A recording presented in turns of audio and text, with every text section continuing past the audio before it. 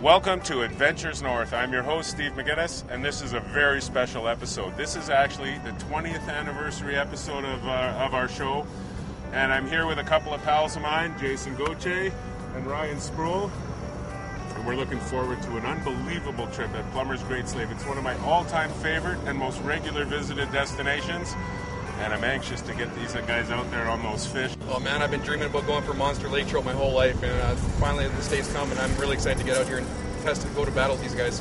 And how about you, Jason? What's going on? Well, I'm excited, Steve. First of all, just watching your show over the last how many years and seeing some of the times you guys went out with some of those guests, and I can't believe it that now I'm actually going to be going up to this great lodge, this great lake. Plumbers has been in business for 70 years, and I've been at the lodge for half of those years, so a little bit of line time on the water, and hopefully I'm going to be able to use it to your advantage on this trip. Yeah, I'm really excited for it. And you know what? 20 years of Adventures North TV. And what a better way to celebrate it than going to Great Slave Lake and going for some grayling and some monster lakers. The fishing is so good here. If you have any knowledge at all, it's going to be rewarded. If you've done some laker fishing elsewhere, every way you like to catch lakers will work here.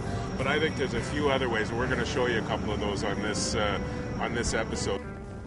The half-hour flight from Yellowknife to Plumbers provides a bird's-eye view of the subarctic terrain and lake-dotted landscape of this part of the Northwest Territories. When we arrive at Tallfeely Narrows and Plumbers Lodge, a big breakfast and orientation session awaits.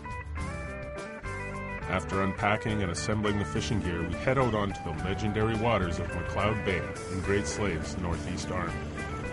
For me, this trip is all about showing my friends the great fishing and scenery in the area, so it's part guiding and part shooting the footage for this episode.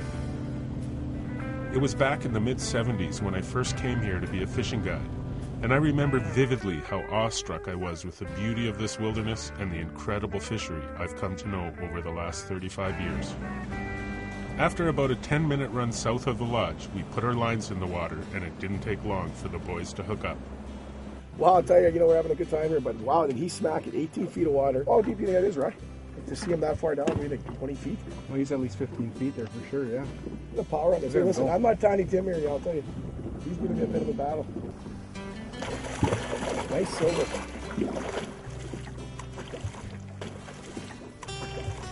All right, there you have it, folks. That's the first fish for Gauthier. Ryan, Steve, hey.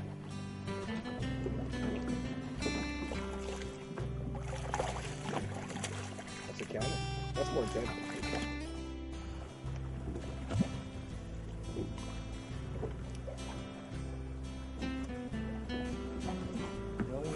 That's 12 pounds.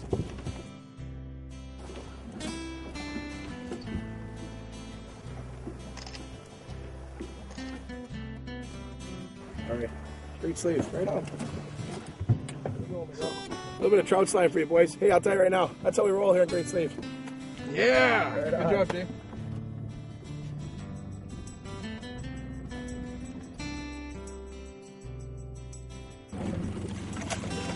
So, what happened, right? You said to look at it, what happened? Well, I was putting on my coat and handed Jason my rod. Long story short, I've already missed 4 fish, and I gave Jason my rod to help me set the hook on this one. It's your first lake trout here in Great Slave. How do you feel, buddy? I feel really good. This is a nice little fish. It's a good start.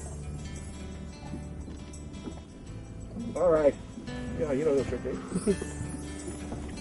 There we go. You know what? I'm excited for Ryan to get his first lake trout here in Great Slave, but for all the rest of the folks out here, I'll be having a seminar tonight in room 7-8.